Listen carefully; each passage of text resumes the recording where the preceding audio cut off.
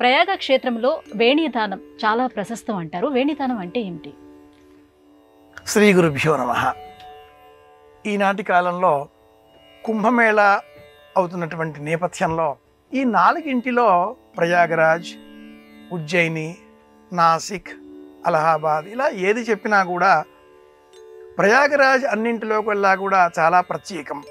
ప్రయాగ ఈ దివ్యక్షేత్రంలో గంగా, యమున, సరస్వతి అనే త్రివేణీ సంగమం ఏర్పడుతున్న కారణం చేత ఇక్కడ చేసేటటువంటి ఏ దానం అయినా అధిక, శతాధిక, సహస్రాధిక పుణ్యఫలాన్ని మనకు అందిస్తుంది అని చెబుతాయి మన ధర్మశాస్త్రాలు.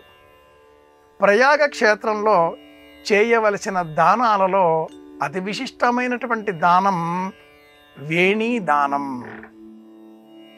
భార్యాభర్తలు ఇరువురు కలిసి ఏకోన్ముఖంగా ఒక సంకల్పంతో చేసేటటువంటి దానం వేణీ దానం. ఎక్కడా లేని విధంగా ఈ క్షేత్రంలో మాత్రమే ఈ వేణీ దానం చెయ్యాలి అంటుంది శాస్త్రం. వేణి అంటే జడ, మహిళకు సంబంధించిన అలంకారప్రాయంగా మనం అందాన్ని సూచించే విధంగా ఉండేటటువంటి కురుల సమూహంగా చూస్తూ ఉంటాం. పరాశర స్మృతి అనే గ్రంథంలో ద్వితీయ పరిచ్ఛేదంలో మహిళలు శిరోముండనం చేసుకోరాదు అనే ప్రమాణాన్ని ఆధారం చేసుకొని 3 కత్తెరలు ఎలా మనం దివ్యక్షేత్రాలలో, తిరుమల, ఇతర క్షేత్రాలలో స్వామికి సమర్పిస్తూ ఉంటామో అలాంటి ఆచారం మొదట ప్రారంభమైంది ఈ ప్రయాగ క్షేత్రంలోనే.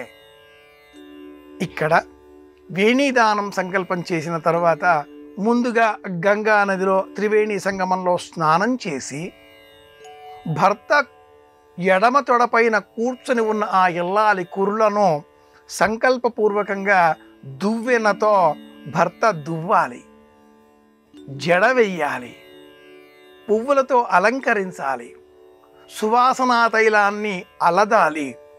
తదుపరి గౌరీదేవిని పూజించిన తర్వాత తనలో ఉండేటటువంటి మూలమైన శక్తికి రూపం తన ఇల్లాలు అనే సంకల్పపూర్వకమైన మంత్రాలు చదివి ఆ జుత్తు చివర అంటే వేసినటువంటి వేణి, జడ చివరలను 3 సార్లు కత్తిరించాలి.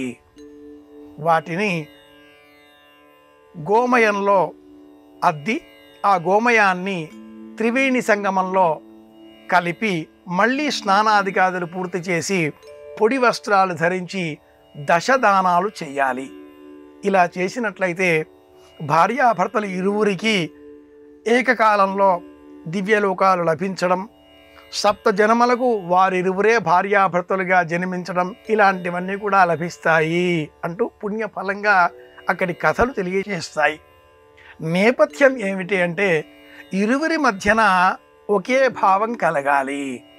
ఇరువురు వేరు వేరు కాదు. 2 శరీరాలకు ఒక్క మనసు ఏర్పడడమే ఈ వేణీ దానం అనే ఈ సంకల్పంలో ఉండే అంతరార్థం. ఇది ప్రయాగ క్షేత్రానికే ప్రత్యేకం అని చెప్పాలి. ఇది వేణీ దానం అంటే.